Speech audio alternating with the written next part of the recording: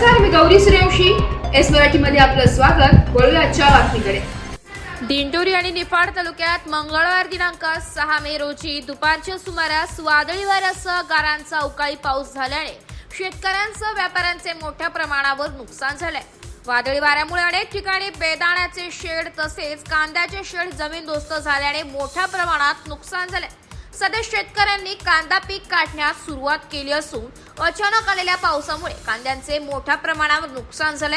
आता तोंडाशी आलेला घास निसर्गाच्या लहरीपणामुळे हिरावला गेल्याने शेतकऱ्यांमध्ये तीव्र नाराजी दिसून येते. झालेल्या नुकसानीचे शासनाने तात्काळ पंचनामे करून नुकसान भरपाई द्यावी तसेच शेतकऱ्यांची कर्जमाफी करावी अशी मागणी आता शेतकऱ्यांकडून होत आहे. 5 रोजी अवकाळी पावसामुळे शेतकऱ्याचे कांद्याच्या आतोनात नुकसान झाले आहे. ताडपत्र्या टाकलेल्या पूर्ण उडून गेले कांदे पूर्ण भिजलेले आहे. त्यामुळे शासनाने त्वरित नुकसान भरपाईची कारवाई करावी. अचानक वादळी वारा आल्यामुळे ताडपत्रे आणि बरेचसे लोकांचे शेडचे नुकसान झाले, पत्रे उडाले, बरेचसे कांद्याचे नुकसान झाले. त्यामुळे शेतकऱ्यांना अचानक काही न करता आणि शेतकऱ्यांनी नुकसान भरपाई द्यावी अशी विनंती शासनाकडे. अवकाळी पावसामुळे अचानक आल्यामुळे नुकसान भरपूर झालेले आहे. त्यामुळे कांदे पिकाचे नुकसान झालं आहे आणि निसर्गाच्या लहरीपणामुळे शेतकरी कर्जबाजारी होत आहे दिवसेंदिवस. त्यामुळे शासन कुठलीही कारवाई करीत नाही.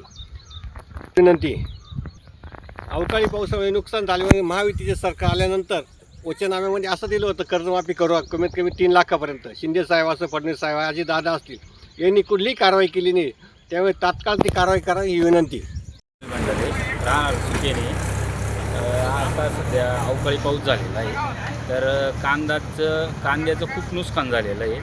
कांदा आणि टॅमॅटो, मी टॅमॅटो आणलेले होते घरी, पण कांद्याचं खूप नुकसान झालेलं आहे. त्यानंतर गारांचा पण पाऊस झालेला आहे.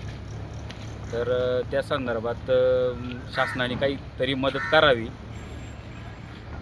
एस मराठी न्यूज साठी प्रतिनिधी सुरेश सुराशे, वणी. अशाच नवीन ताज्या घडामोडी जाणून घेण्यासाठी आमच्या एस मराठी न्यूज चॅनलला लाईक करा, शेअर करा, सबस्क्राईब करा आणि बेल आयकॉनला क्लिक करायला विसरू नका.